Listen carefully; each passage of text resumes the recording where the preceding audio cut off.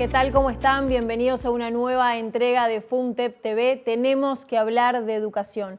En esta oportunidad vamos a abordar ejes temáticos que tienen que ver con el derecho a la educación y con el concepto de la escuela para todos y todas. Y para ello ya recibimos a Fernanda Guedes de Resende, maestra con trayectoria en educación especial, actualmente formadora en el Centro de Formación Permanente. Bienvenida.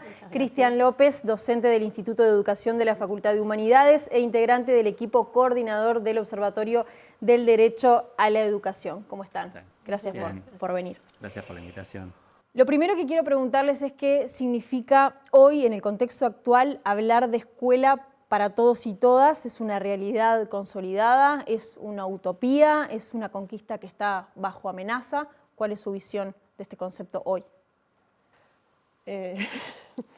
Creo que no es una realidad consolidada, pero que estamos camino a, quiero creer que estamos camino a, que faltan todavía recorrer este camino, pero estamos intentando que todos los niños y las niñas tengan un lugar en la educación pública sin ningún tipo de exclusión.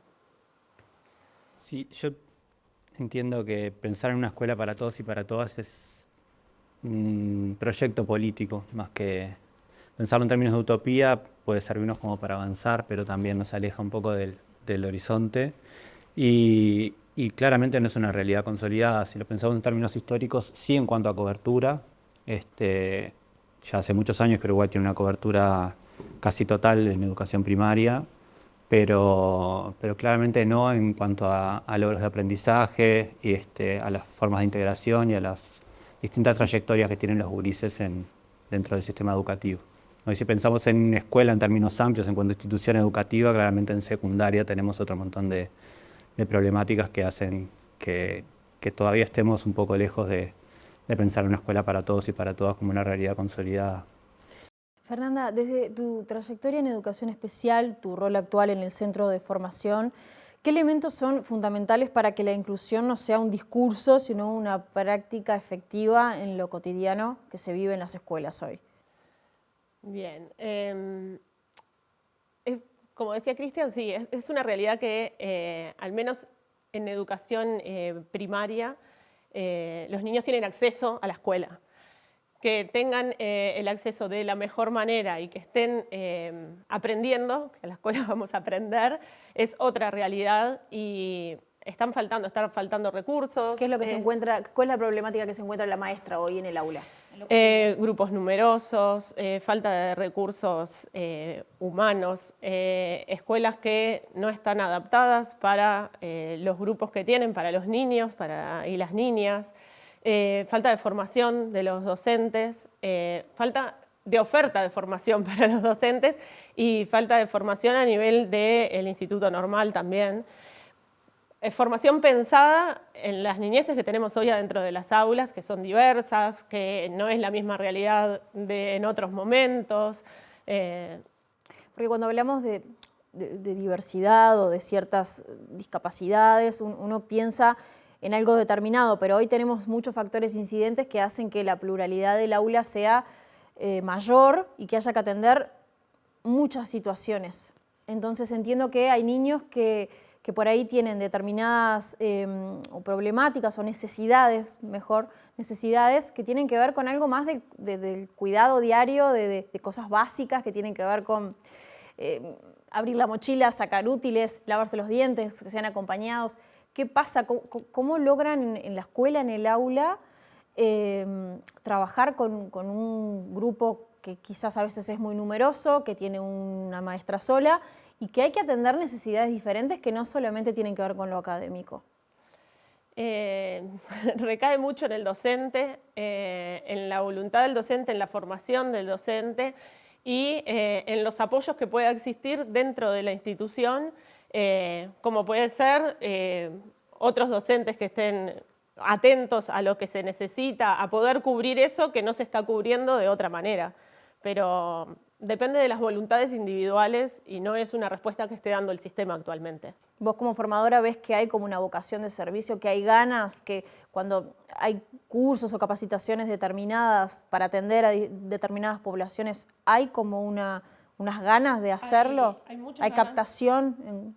Actualmente el Centro de Formación Permanente tiene una oferta enorme de cursos y hay muchas inscripciones y hay ganas de los docentes, docentes que muchas veces trabajan doble turno, 8 horas y llegan y se conectan 2 horas a un Zoom y después hay instancias presenciales y también están. Entonces, desde ese lado creo que están las ganas. Actualmente creo no, hay desde el CFP una oferta mayor y se está viendo la repercusión en la cantidad de docentes que se anotan para todas las propuestas. Creo que desde los docentes sí hay. ¿Y alcanza solo la capacitación? Y no. Faltan más recursos, faltan menos niños por clase para poder estar atentos a las necesidades de cada uno, para que las barreras que hay a nivel del entorno, porque la dificultad no está en el niño, las barreras están en el entorno, en las propuestas a veces de los docentes porque no tienen otras herramientas o porque dadas las características de la escuela, del grupo, no hay otra forma, no hay posibilidades de buscar otras dinámicas. Sí, ni que ver. A mí me gustaría compartir un poco una perspectiva sobre esto. Vos planteabas si hay vocación, un interés. Yo creo que eso es innegable en la historia del magisterio uruguayo. Ha venido siempre como siendo cinchada por los colectivos docentes, por las comunidades docentes, principalmente por las maestras. Eso hay amplia bibliografía y relatos, creo que es como un signo de identidad. En general, el magisterio latinoamericano, pero en Uruguay particularmente, son siempre esos colectivos los que vienen planteando nuevas propuestas pedagógicas, didácticas, evidenciando dificultades en el día a día. Lo que falta justamente es apoyo a esas iniciativas. Entonces, lo que veo es, no sé si es pertinente preguntarnos si hay vocación y hay ganas, sino de qué modo podemos potenciar que eso ocurra. No puede quedar a la voluntad o a la vocación, sí, ¿no? de cierto conjunto de personas, sino que tiene que ser parte de un proyecto político nacional de largo plazo, de largo aliento, que esté estructurado con una estrategia de desarrollo nacional mucho más amplia. Entonces, partir ahí de algunos presupuestos, de algunos puntos de anclaje pedagógico fundamentales, que es cómo estamos mirando a los sujetos, qué proyecto de país queremos, de comunidad, para qué los juntamos a los gurises, a enseñarles qué, de qué manera, cómo los recibimos en este mundo que es tan hostil, con qué instituciones, con qué objetivos, qué es lo que queremos mostrarles del mundo, que eso es parte de la constitución de los sujetos como sujetos de derecho. Entonces, creo que es súper interesante ver, bueno, cuál es la situación actual y está buenísimo lo que nos trae Fernanda, pero creo que deberíamos partir de la pregunta de qué proyecto estamos manejando, estamos teniendo y no si hay una cuestión voluntarista, ¿no? Que creo que es como hemos venido funcionando, como venimos funcionando y se viene sosteniendo por la voluntad pero no puede ser ese, a mi juicio, y es compartido por lo menos desde la perspectiva del observatorio, que quede en la voluntad de las personas. Además, esto ya lo hemos hablado en otros programas, es como muy integral. Ahora estamos bajando específicamente a esto, pero la educación es totalmente integral porque el maestro, el docente, el que recibe, es el que está en la primera línea, ¿no? Es el que recepciona todo lo que le ocurre al niño en su universo, que siempre lo académico es como lo último en lo que terminamos hablando, ¿no? Porque hay temas de pobreza, temas de violencia, de situaciones complejas, no solamente en los hogares, sino también en los barrios. Entonces, es como que el que está en la primera línea de fuego es el maestro y el que recepciona todo eso que trae el niño. Pero bueno, vamos a avanzar un poco con este tema. Cristian, quería consultarte cómo dialoga este concepto de escuela para todos y todas con el marco del derecho a la educación. ¿Qué analizan desde el observatorio? Desde el observatorio planteamos justamente como 3 grandes conceptos que articulan un poco la perspectiva. Reconocemos que el derecho a la educación en Uruguay y en general en América Latina, pero está ampliamente reconocido a nivel jurídico, ¿no? Es un derecho reconocido a nivel constitucional, a nivel de la ley, como un bien público y social, un derecho para todos y todas a lo largo de toda la vida. Y también en términos de indicadores más generales en cuanto a cobertura, en cuanto a acceso a la educación, tenemos buenos niveles. Lo que vemos es que hay otras dimensiones del derecho, de la experiencia educativa que hace que este derecho realmente se efectivice, que son las que están más descuidadas. Entonces nosotros, además de pensarlo como un derecho humano inalienable y un bien social, lo entendemos desde una mirada que atiende a la igualdad y a la justicia como dos conceptos claves y articuladores. La igualdad como punto de partida, ahí tomamos un autor que se llama Rancière, que él plantea como proyecto político la igualdad tiene que ser el punto de partida y no el punto de llegada. Entonces nos reconocemos como iguales y en tanto eso lo que tenemos que tratar de asegurar es que se desarrollen esas diferencias que nos constituyen como sujetos, ¿no? No quiere decir somos todos iguales en un sentido homogéneo de la educación bareliana de 1870, sino que somos todos iguales en cuanto a potencialidad, a capacidad y a dignidad, y en tanto sujetos que estamos en condiciones de hacernos del acervo cultural acumulado, de lo que elegimos las generaciones adultas para transmitir a las generaciones que llegan. Esa idea de igualdad como punto de partida, entonces, se articula con una idea de justicia que lo que busca es trascender la idea del derecho en cuanto a lo medible, ¿no? En cuanto a esto, acceden a la escuela, culminan el ciclo, o se concreta este derecho de este modo, sino también cómo se van apropiando de eso. Y en este sentido, creo que es la idea que más hace eco con esta propuesta de educación para todos y todas, que justamente es tratar de generar experiencias educativas que consideren las particularidades de los sujetos, esa diversidad, y que se reinvente en cada situación particular para atender a esa diferencia. Ahí también retomamos una idea que planteó fuertemente en Uruguay en fines de los 80 y 90 José Luis Revelato, que dice que justamente el ser iguales es el generar las condiciones para el florecimiento de la diferencia, ante la igualdad en esos términos. Desde ahí es que proponemos la mirada sobre el derecho a la educación y tratamos de contemplar otras dimensiones que no son las más comunes cuando hablamos del derecho a la educación. Si hablamos en términos de fragmentación y desigualdad, ¿cuáles son las poblaciones que se ven más vulneradas? La observación que hacen ustedes, pero también desde el aula, ¿dónde está ahí la mayor vulneración? Bueno, ahí me cuesta hablar en términos de datos porque no son análisis que nosotros hagamos, sí en cuanto a experiencias y en cuanto a perspectivas más conceptuales.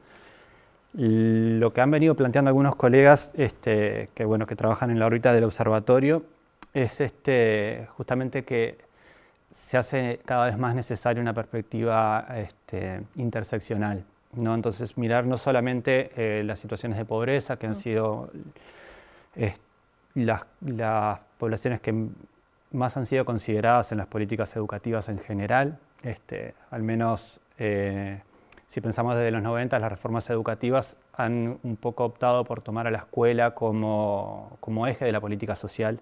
Entonces es en la escuela donde se deposita todo. Es verdad que es la institución que llega a todos y a todas, o a la mayoría.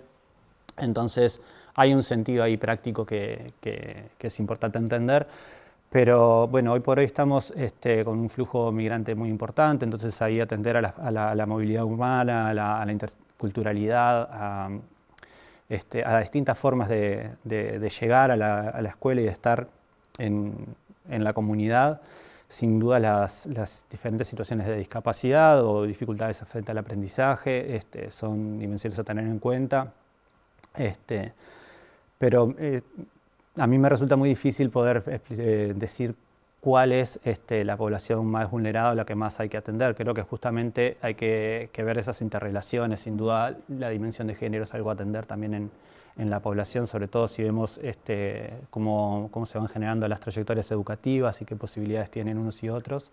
En ese sentido creo que eso es lo que hay que empezar como a compartir, a debatir, a intercambiar miradas para ir construyendo el problema intentando generar un grado mayor de complejidad para también atender más con mayor precisión las respuestas que podamos construir.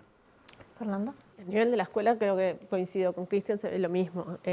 No es un grupo en particular, sino las interseccionalidades que se dan, que tiene que ver con género, sí, sobre todo cuando egresan de la escuela, que tiene que ver con las situaciones territoriales, que tienen que ver con, sí, con la pobreza, también con las situaciones de discapacidad, con el acceso a educación de calidad en este tipo de... Sí, trabajo infantil, que también veíamos cifras muy altas. Sí, y eso también. Poblaciones racializadas Sí, sí, sí. también es una dimensión central. Entonces se ve en todo eso y claro, en territorios donde, que en todos pasa, coinciden varias de estas situaciones, obviamente va a haber más dificultades para garantizar el acceso y a la educación de calidad. ¿Qué rol tiene o debería tener el Estado como garante de derechos? Para nosotros es fundamental. Lo planteamos cada vez que nos toca, que nos invitan a hablar en público, justamente la contracara de que la educación sea considerada un derecho es la responsabilidad estatal por efectivizarlo. Y justamente que estemos teniendo la necesidad de hablar del derecho a la educación implica que ese derecho no es un hecho. Sí. Es un juego de palabras bastante habitual, Sí. ¿no? Pero hay como una manifestación que se repite bastante. Yo he escuchado a Eduardo Rignesi plantearla. Cada vez que necesitamos hablar de un derecho es porque algo de eso no está sucediendo. Exacto. Enunciamos como derecho algo que sabemos que es necesario, que tiene que estar, pero que en alguna medida no está ocurriendo.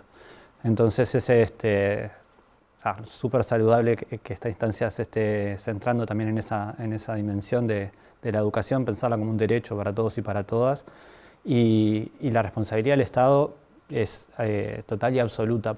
Justamente en un contexto donde las miradas están poniendo la responsabilidad sobre los sujetos o sobre las comunidades más pequeñas, atender a que el fracaso o el llamado fracaso educativo no es una responsabilidad del sujeto, sino de quienes lo recibimos y los que le brindamos algo a conocer. Si nosotros no generamos las condiciones para que eso suceda, es imposible que el sujeto pueda desarrollarse como tal.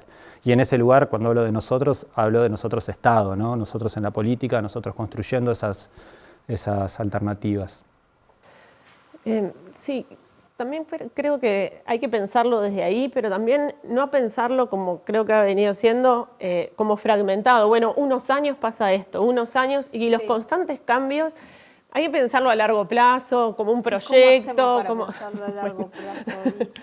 Y ¿Qué tenemos sí, bueno, y ¿De por otro lado, dónde partimos? Bueno, ¿Cuál es no el sé, punto no de tengo la inicio? respuesta, pero creo que, pero por el otro lado también creo que tenemos la responsabilidad, las docentes, las familias, la comunidad, de hacer como el contralor de esto y de seguir exigiendo y de seguir, porque si no hay esta exigencia y si no hay esta necesidad, sabemos que es lo primero que se desatiende. Entonces, es un trabajo conjunto, sí tiene que estar garantizado del Estado.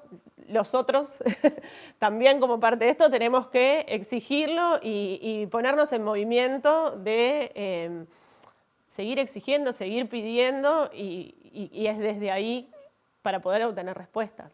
Yo creo que un punto central para ver qué alternativas tenemos o qué proponemos es esto, sentarnos a conversar y ver, reconocer a la educación como un campo problemático y reconocerlo como un espacio de disputa, que lo vemos sobre todo en las últimas campañas electorales, parte de la discusión se centra en la educación y en qué hacer con la educación, y ahí concuerdo con lo que plantea Fernanda, no podemos estar cambiando cada 5 años, tiene que ser un proyecto más a largo plazo, por eso hablamos de responsabilidad estatal y no de responsabilidad de gobierno, que también las tiene.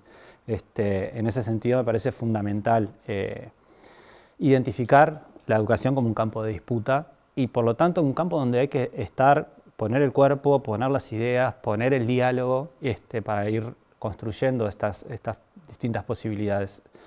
Me parece que es la única forma. No vamos a encontrar una solución, no va a haber, y va a ir cambiando la solución que encontremos, cada vez va a ser diferente porque también vamos también la sociedad moviendo en su como conjunto sociedad. va cambiando, Por los supuesto. niños, las infancias van cambiando. Hoy lo hablábamos fuera de cámara también, que el desafío no es solamente atender ciertas pluralidades, sino que también la misma sociedad te va llevando a modificar conductas, el acceso a la información, el acceso a las pantallas, las dinámicas también de los contextos violentos que llevan a que el cerebro, el niño y el funcionamiento de todo su ser esté en alerta de forma diferente, entonces también necesita una atención específica, entonces creo que todo va mutando y que necesita atención integral. Cristian, te hago dos preguntas en una. Más que nada, desde tu rol en el observatorio, consulto si creen que hay un avance en la privatización y la mercantilización del sistema educativo. Mirando también un poco la región, si creen que un financiamiento insuficiente es una estrategia de reorientación hacia sectores privados, si a menudo estas medidas se presentan bajo discursos de mejoras o de eficiencia. ¿Qué análisis se hace en ese sentido, no solamente en nuestro país, sino a nivel regional? Bien, una respuesta rápida es sí a todo. Sucede todo eso desde nuestra mirada. Es una dimensión que venimos estudiando mucho desde la facultad, de distintos grupos de investigación, y que muchas veces se desdibuja porque el debate se simplifica. Me acuerdo cuando se planteó la discusión sobre la LUC, que había ahí unas miradas que planteábamos que había una tendencia a la privatización. Desde diferentes actores políticos de todos los bandos se planteaba que no había privatización de la educación, que nadie iba a poner un cartel "se vende en la escuela". Entender privatización como esa dicotomía más histórica, ¿no? de una institución gestionada y dirigida por privados y financiada por privados, o la educación estatal, es una simplificación que hoy por hoy deberíamos trascender. Daría para un programa entero, pero sí, sin duda la falta de presupuesto tiende a eso, pero sobre todo esto otro que planteabas de los discursos que circulan y sostienen las propuestas privadas. Hay unas miradas que ven la privatización de la educación exógena, que es esto justamente de tener más instituciones privadas que gestionan educación, pero también los procesos internos de la educación, que podemos pensar en tercerizaciones básicas, como ocurre hace años en Uruguay, con la alimentación, los materiales educativos, no sé, todo ese tipo de tercerizaciones, pero también los procesos y ahí los discursos. La idea de gestión eficaz y eficiente, de optimización de recursos, de generar procesos que sean factibles de rendir cuenta para a partir de eso tensionar los recursos, fondos concursales en función de resultados educativos, todas esas miradas que vienen del mundo empresarial y que se van instalando en educación y en la educación pública van de alguna manera erosionando el proyecto político más amplio que nosotros pretendemos como construcción de comunidad. Y son procesos de privatización que capaz que son mucho más invisibles. Por eso digo, daría para un programa entero porque conceptualmente es complejo, pero también hay un montón de iniciativas. Y en cuanto a al financiamiento de la educación, además se instaló en el 2009, creo que fue, un procedimiento de donaciones especiales que hoy está bastante extendido, discursivamente con la intención de potenciar los recursos para la educación pública, que actualmente están todos en actores privados. Es la exoneración de hasta 81 pesos cada 100 de donaciones de empresas a proyectos educativos, que actualmente están todos en organizaciones, fundaciones y proyectos educativos de actores privados. Un ejemplo claro ahí es Fundación Impulso, o el Jubilar, o los Tréboles. Hay innumerables propuestas que van de la mano con la propuesta de los liceos gratuitos de gestión privada, que discursivamente acumulan hacia el mismo sentido. Es muy amplio, pero creo que sí, claramente, repito al principio, sí a todo. Les hago la última, breve, para cerrar. ¿Cómo ven la respuesta del sistema educativo ante esta diversidad, pluralidad, los cambios sociales de los que hablábamos, cuando estos sistemas parecen estar estandarizados? Hoy lo hablábamos más temprano, de que nos quedamos en un aula de pizarrón y tiza y los niños sentados. ¿Cuál es el desafío? ¿Cuál es la respuesta del sistema educativo en ese sentido? ¿Cómo se sigue para adelante? Yo creo que las docentes y los docentes lo que tenemos es una gran creatividad y que se ha mostrado a lo largo de la historia. Muchas veces el sistema ha intentado que respetemos esto y seamos cuadrados y no nos salgamos de ahí, y tenemos muchísimas experiencias de docentes y de propuestas de de acá, de Uruguay, que hasta ahora las seguimos resaltando, que fueron buenísimas y le dieron una vuelta.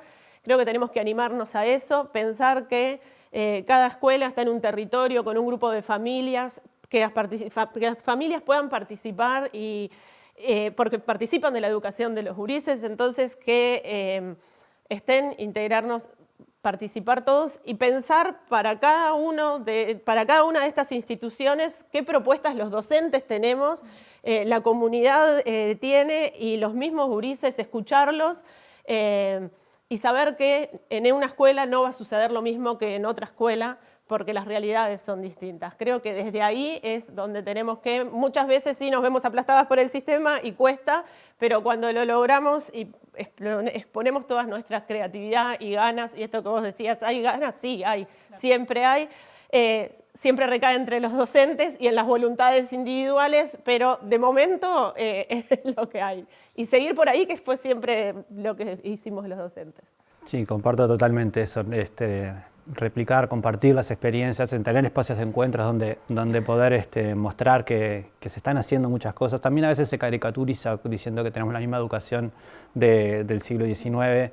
Yo creo que eso no es así. Mi experiencia no es demasiado amplia, pero en lo que conozco existe una diversidad amplísima de propuestas y de desarrollos de alternativas pedagógicas desde las escuelas primarias, principalmente públicas, que hay que poner en valor y que hay que compartir y que hacer ver.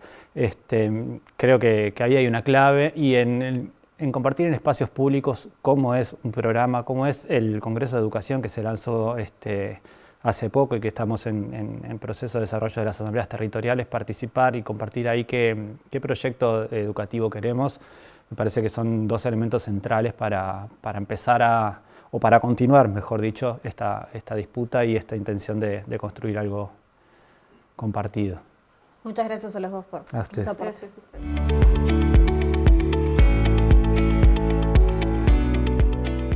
Y seguimos hablando de la educación como derecho y cuando hay propuestas y hay desafíos, por supuesto que tenemos que hablar de economía y para eso recibimos al economista Pablo Darrocha, docente, integrante del Instituto Cuesta Duarte y docente universitario. ¿Cómo estás, Pablo? Gracias por venir. No, muchas gracias por la invitación.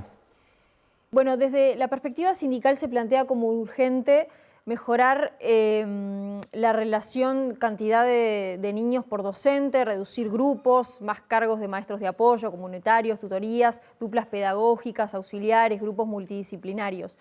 Desde un análisis económico y técnico, ¿por qué es esta una inversión necesaria?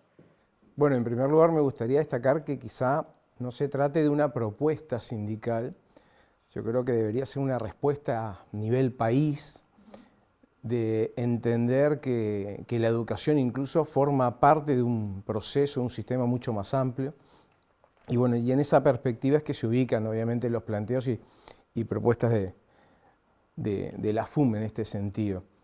Es decir, hemos advertido, hay una situación real, tenemos un nivel de pobreza infantil alarmante, tenemos 1 de cada 3 menores de 18 años están en situación de pobreza y en ese sentido entendemos que las propuestas deben direccionarse, focalizarse en atender sin duda a esta proporción de la población. Y es en ese sentido que cualquier medida que apunte a la reducción de la pobreza infantil, bueno, está dentro y contemplada dentro de la plataforma de la FUN. Y efectivamente las propuestas se inscriben en esa mirada, es decir, la prioridad es la infancia, la educación es una propuesta justamente que atiende a la infancia.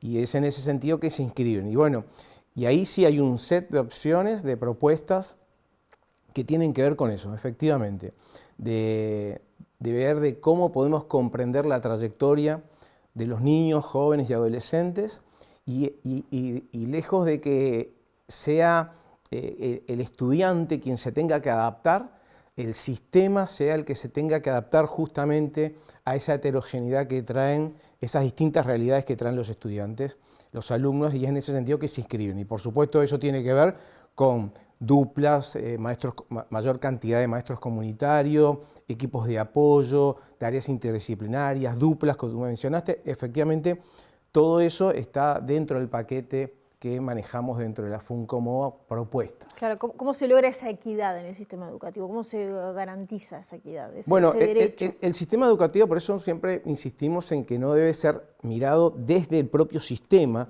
educativo, sino que las dificultades trascienden al propio sistema. Por eso cualquier propuesta orientada a la primera infancia es de por sí una propuesta que atiende estas situaciones. Y bueno, y justamente las propuestas en el sistema educativo atienden esta situación de primera infancia. Y efectivamente es contemplar estos niveles de heterogeneidad. Ahora, ¿cómo empezar a implementarlo? Se da en este contexto particular de nuestro país, que efectivamente implicaría incorporar, es más, no pensar desde la lógica de que hay que reducir los grupos porque sí, sino que al contrario.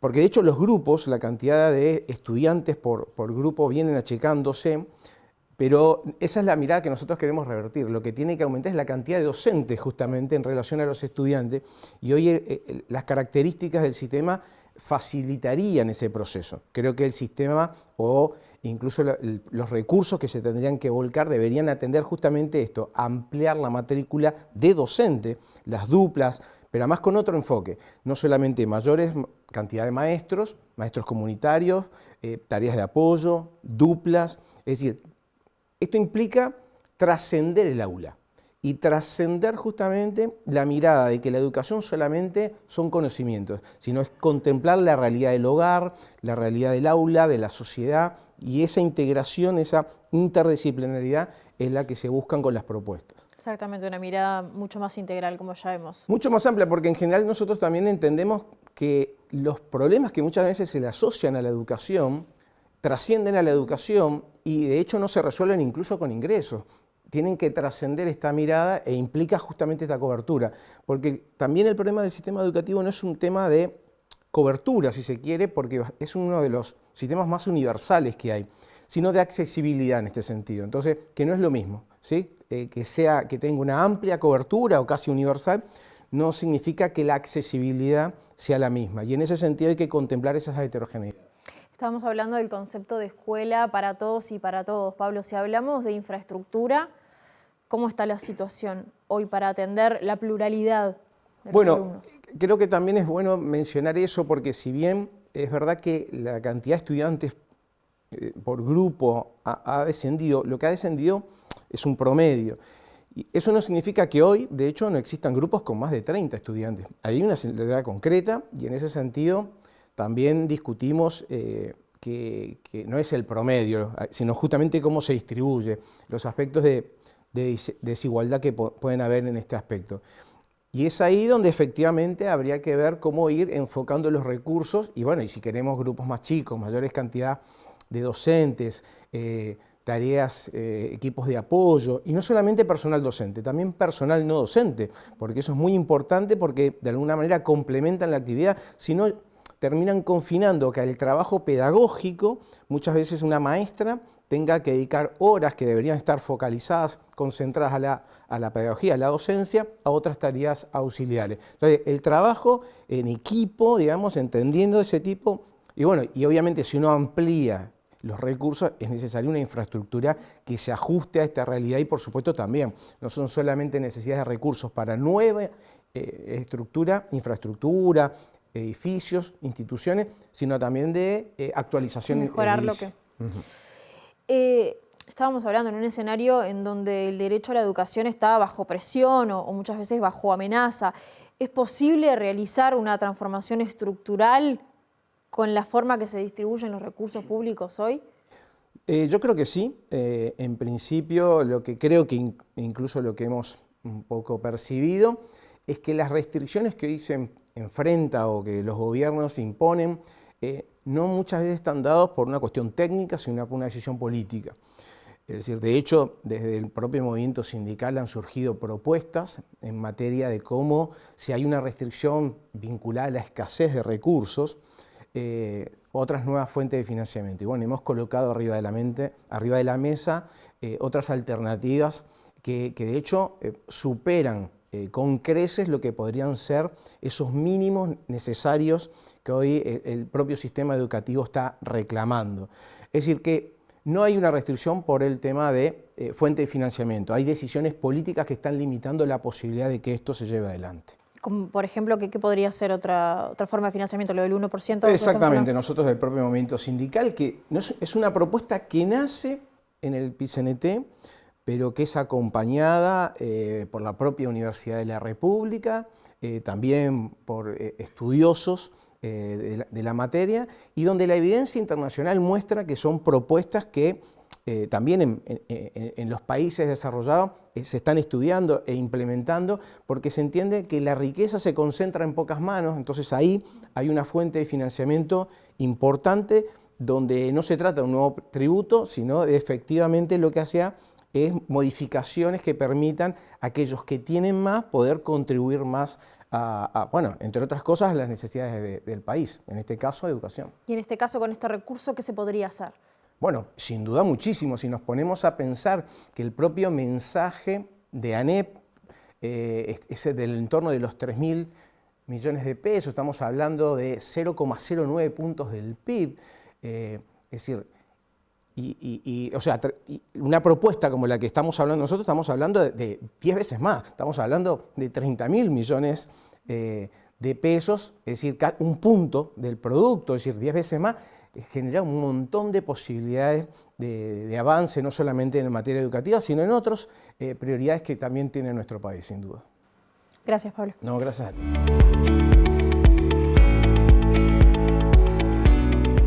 Seguimos hablando de la educación como derecho y los desafíos en ese sentido, y para eso recibimos a Carla Farías, maestra, directora de una escuela especial en el departamento de Salto, también integrante del secretariado ejecutivo de FUNTEP, Alejandra Pereira, maestra, secretaria general de la FUNTEP y también integrante del secretariado ejecutivo del PIT-CNT. Bienvenidas a ambas y gracias por estos minutos. Venimos hablando de educación para todos y para todas. Y quiero consultarles en primera instancia qué significa esto hoy en el 2026 cuando miramos la realidad de las escuelas. ¿Cuál es el diagnóstico primario que hacen?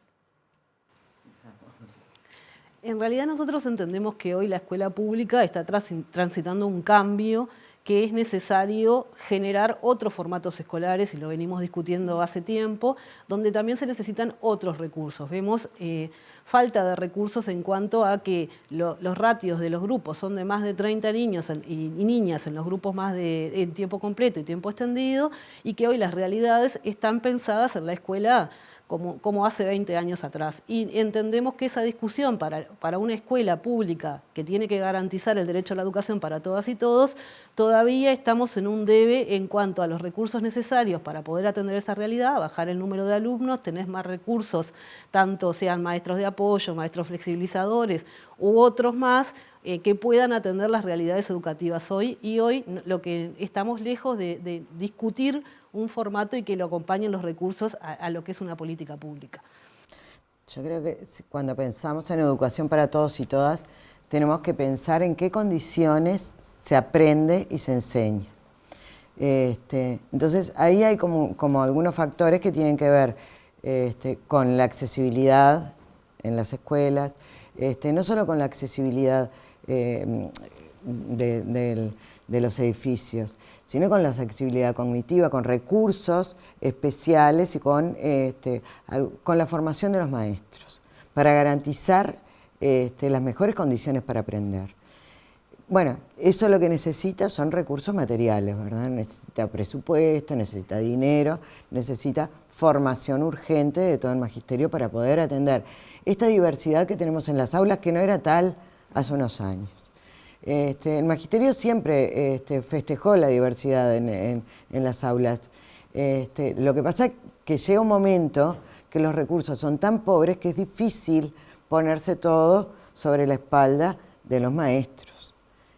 Porque cuando hablamos de inclusión, si hablamos en la sociedad, lo atribuimos a discapacidad, o es lo primero en lo que pensamos, situación de discapacidad. Pero hoy hay una pluralidad y una necesidad de atender un montón de otros factores que inciden, que no son necesariamente personas en situación de discapacidad, sino otras situaciones.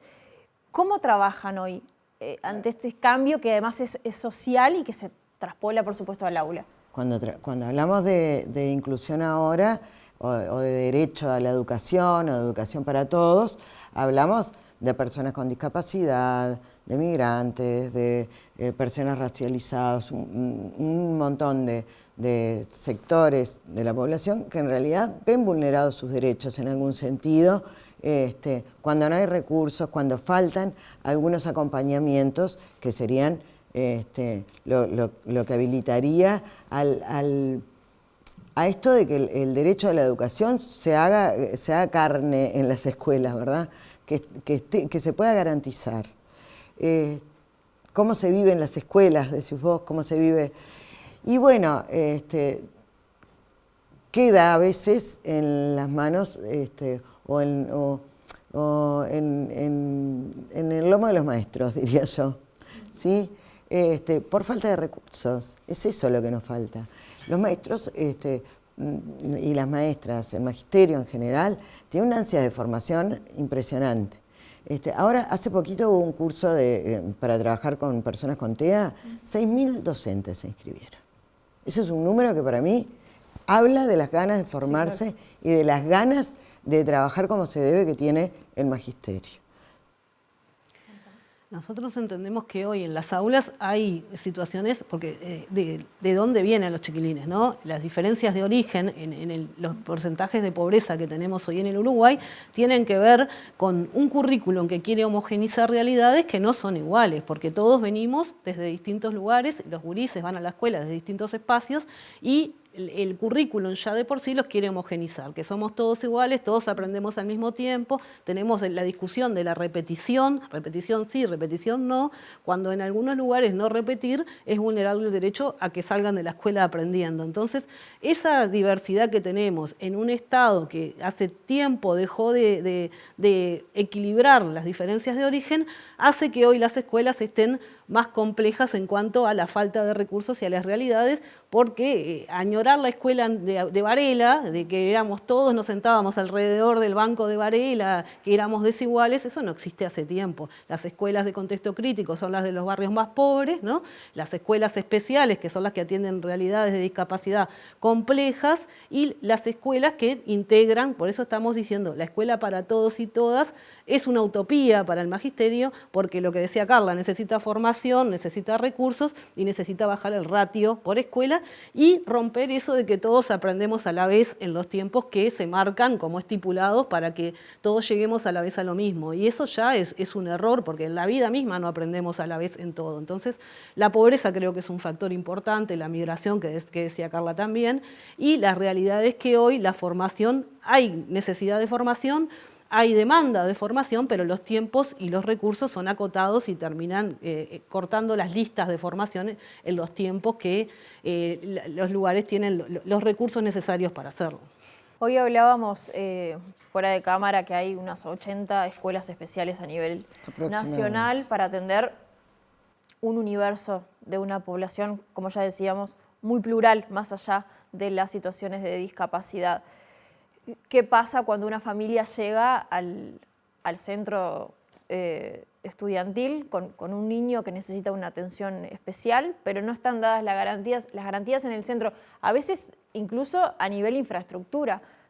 ¿Cuál es la respuesta del maestro? ¿Cómo trabaja desde su lugar? A veces con grupos que exceden la cantidad de niños para una sola persona, que hay niños que necesitan atención que no tiene que ver solamente con lo académico, sino con lo básico. Entonces un niño necesita que le abran la mochila, que lo ayuden a abrir su mochila para sacar un cepillo de dientes, por decir algo. Cosas muy básicas y que el maestro tiene que tener, la maestra tiene que tener especial atención con ese niño. Llega la familia con esa necesidad, ¿cómo es la respuesta de la docente o de la maestra, que en realidad es la que recepciona toda esa situación y toda esa necesidad que trae el niño?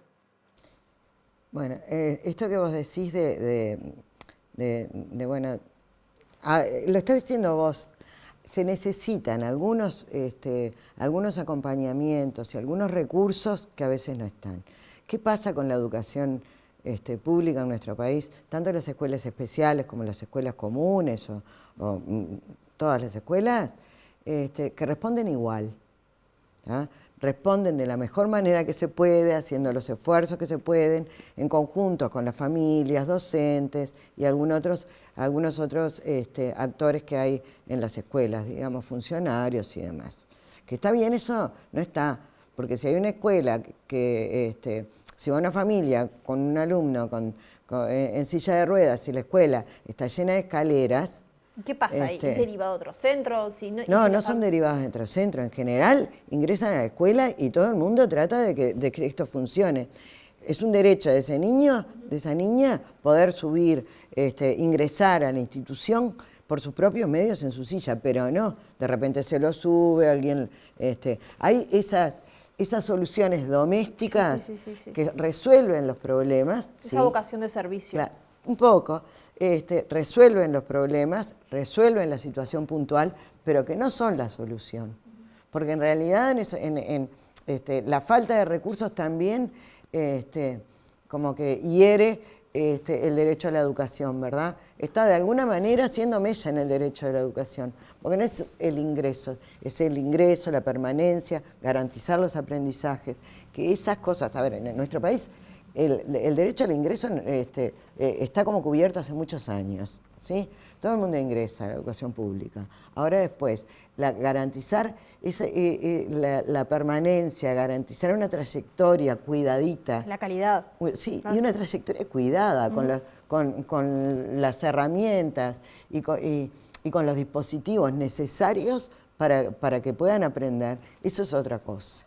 Que está faltando, nos faltan personas, funcionarios, docentes bien formados, nos faltan algunos recursos que tienen que ver con poder como cruzar un poquito más con la salud y con algunos tratamientos especiales.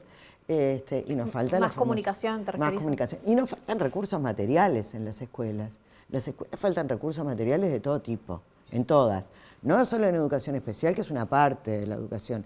Y en realidad, Pero es la bien educación, importante porque la educación especial, se atiende de una manera diferente. La educación especial está al servicio de las escuelas comunes también, o debería estar, si tuviera todos los recursos necesarios para trabajar, ¿no? Por ejemplo, la cantidad de maestros que faltan. Como centro de recursos, como colaborador con la escuela especial en estas situaciones, que hay niños en situación de discapacidad en escuelas comunes que necesitan los maestros y los niños otro acompañamiento. Yo creo que el tema edilicio también tiene que ver con el tema de inclusión y de la escuela para todos, lo que decía Carla, las rampas. Son algo que un debe en la mayoría de los centros educativos. La sala de psicomotricidad para educación inicial, cuando está dentro de una escuela común, que es muy común que eso suceda, no está pensada, si bien está hecho por arquitectos, no parece nunca pensada para generar un espacio educativo con los espacios necesarios como para generar actividades diferentes. El tener un auxiliar en educación inicial, eso es fundamental, tampoco sucede. Entonces, en general, es lo que ella dice, termina en el voluntarismo de las maestras, de los maestros, de los funcionarios y funcionarias de las escuelas en dar una calidad educativa en la falta de recursos, ¿no? Desde la calefacción del lugar, las mesas o los bancos que tienen como para adecuar un salón, eso todo tiene que ver con cómo se genera el aprendizaje y el proceso de enseñanza. Por eso a veces sí van los gurises a las escuelas, pero no se garantiza, lo que ella decía, el derecho real al aprendizaje, porque que concurran todos los días a la escuela no significa que los niños aprendan lo que deben aprender en la escuela pública. Y en un formato complejo que tiene que ver con la discusión de un programa, de una transformación educativa que están en disputa y en discusión hoy, los contenidos que hoy tiene el programa, que son de homogeneizar hacia abajo, y el otro programa tenía un enfoque más integral. Entonces, hay toda una discusión clara con respecto a cualquier edificio de escuela pública que ingresas y te das cuenta que no tiene la garantía ni las posibilidades de generar un aprendizaje o tener las condiciones. Sí hay voluntarismo, sí hay compromiso, pero faltan recursos. Una duda que me surge hablando justamente de esto, si hay un niño que tiene una situación de discapacidad, pero llega por X motivo a una escuela no sé cómo decir el término correcto, normal o que no es Común. especial, común, bien, tiene que ser recibido de igual manera. Quizás en un grupo que capaz hay 20 o 30 niños. ¿Cómo atienden? Porque si no hay una escuela especial para que ese niño pueda concurrir, tiene que ir a una escuela común. ¿Cómo lo atienden?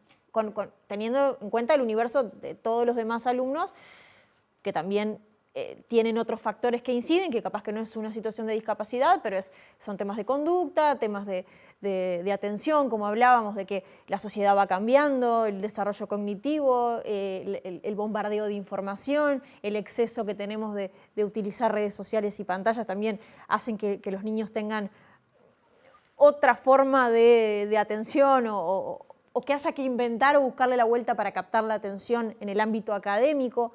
¿Cómo trabajan con una situación así cuando no tienen un apoyo dentro del aula para una persona que tiene una situación de discapacidad? Vuelve a ser recursos para que ese niña, ese niño que ingresa a la escuela, vos me estás hablando de educación de una escuela común, ¿sí? A ver, todos los niños y niñas de este país tienen derecho, los niños y las familias, a resolver si quieren que esté en una escuela común o si quieren que ingresen a una escuela especial, ¿verdad? Ahora, lo ideal sería que pudiéramos compartir todos los espacios, ¿sí? A ver, con los recursos necesarios.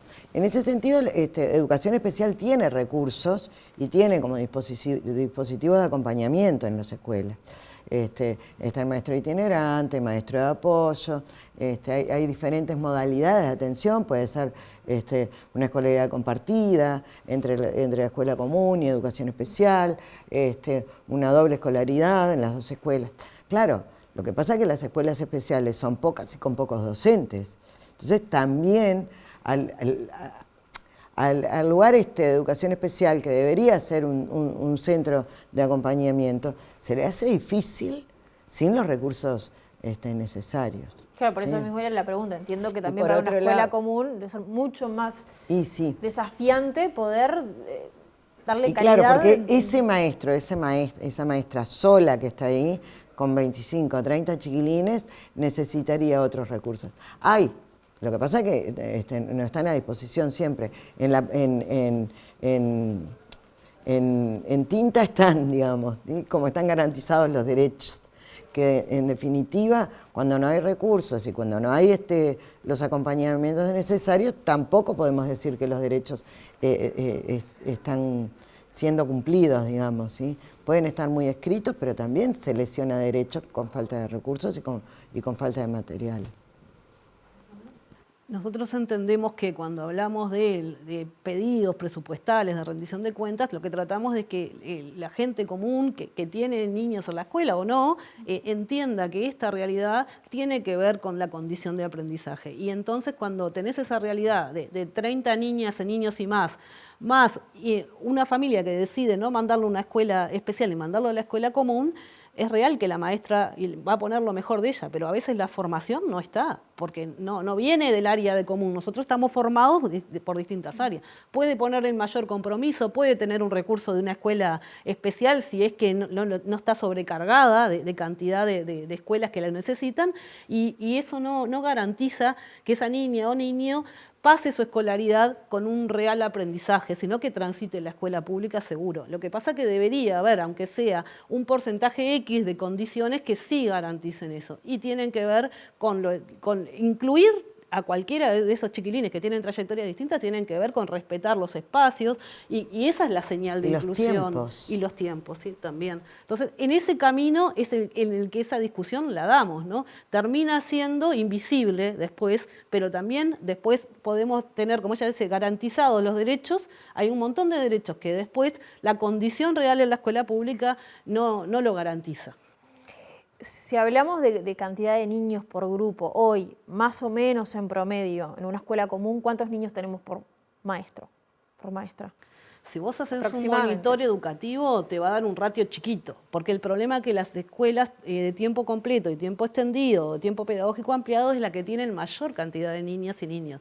El resto de las escuelas tiene un ratio de 15, 20 alumnos, ideal para trabajar. Pero el resto, que la mayoría de las familias deciden por una cuestión laboral mandar los chiquilines a mayor tiempo pedagógico ampliado, ya en las modalidades que hoy existen. Esas son las que están recargadas, esas son las que tienen los grupos de inicial con 30 y pico de chiquilines, de primero y segundo, y es difícil generar aprendizaje más allá de la inclusión. De tener una escuela para todas y todos quiere decir respetar los tiempos, que todos podamos aprender, y tener algún docente más en la escuela es fundamental.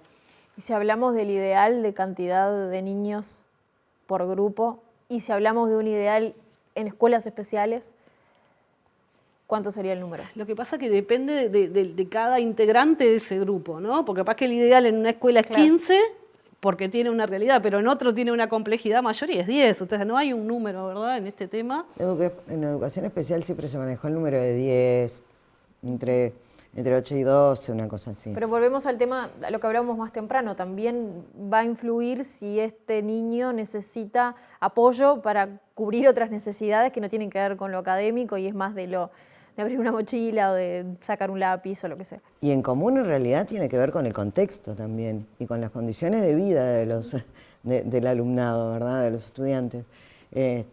Pues, capaz que en algún lugar 25 anda bárbaro, pero en otro necesitamos 15 porque la atención a la individualidad es tan grande que se necesitan muchos menos alumnos.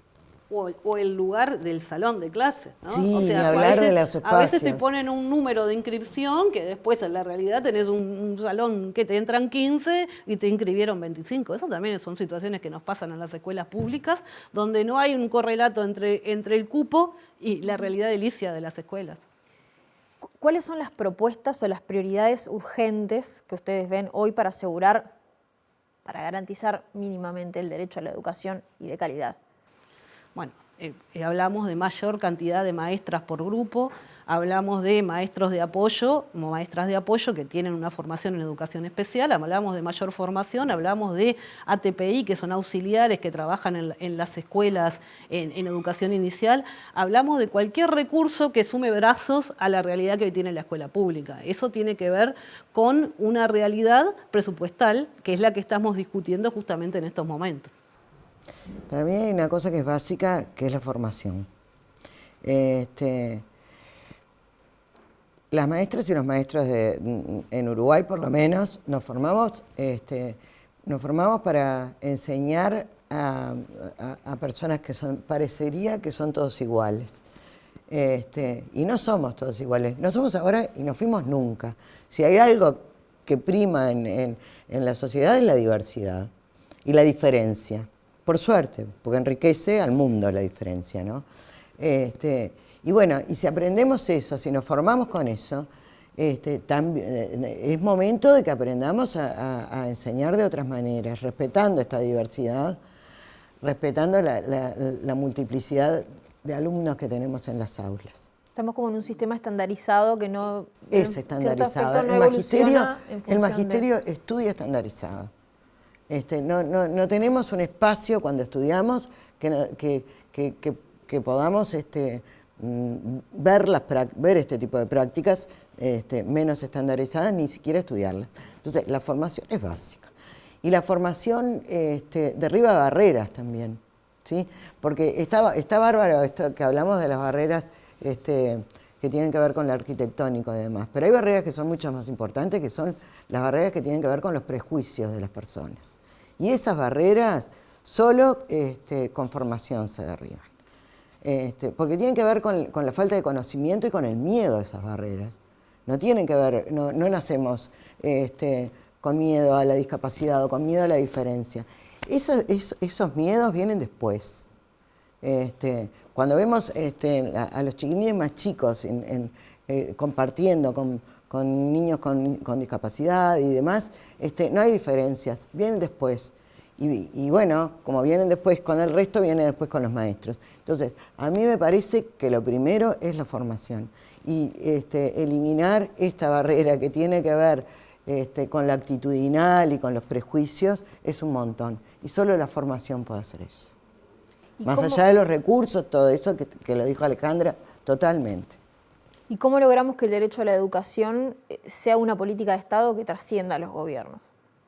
Bueno, es una discusión eterna, ¿no? Eterna. Mientras que la educación sea potestad de cada gobierno de turno, no avanzamos, porque seguimos discutiendo lo mismo. O sea, llegamos al 4,5 en el primer gobierno de Tabaré Vázquez, casi con la renuncia del ministro de Economía. Hoy estamos discutiendo lograr llegar al 6% más 1, que tiene que ver con una recomendación de UNESCO, no es antojadiza, y seguimos discutiendo como que invertir en educación termina siendo totalmente secundario. Escuchamos, la prioridad del gobierno es la educación. Ahora, cuando hay que asignar los recursos, esa prioridad discursiva no es un correlato con la inversión que se da. Entonces, estas discusiones vienen por un magisterio que viene hace tiempo sin los recursos necesarios en las escuelas públicas. Y eso tiene que ver con la población, porque a la escuela pública van los hijos de los trabajadores, de las trabajadoras. Los otros son el 1% ese que se quiere grabar, que van a escuelas de élite, no tienen los problemas que tienen el resto. Pero hoy estamos debatiendo entre decir, lo que hay arriba de la mesa hoy en la rendición de cuentas no es suficiente para hablar de una escuela para todas y todos, pero sí es la utopía en la que tenemos que trabajar, no solo en los recursos, como decía Carla, en la formación, y en no homogeneizar realidades que no todos estamos a tiempo en los mismos lugares. Carla. No, totalmente de acuerdo con lo que dice Alejandra. Es histórico esto de que cada gobierno va como metiendo cosas diferentes y los recursos cada vez son menores en educación. Es una cuestión de recursos, siempre. Es una cuestión económica, siempre la educación. Eso hay que sacárselo con peine fino. Todo lo que queramos mejorar necesitamos recursos. Muchas gracias. A vos. Y le agradecemos también a todos ustedes por acompañarnos. Nos tenemos que despedir y nos reencontramos en una nueva entrega de FUNTEP TV para seguir hablando de educación. Gracias por acompañarnos.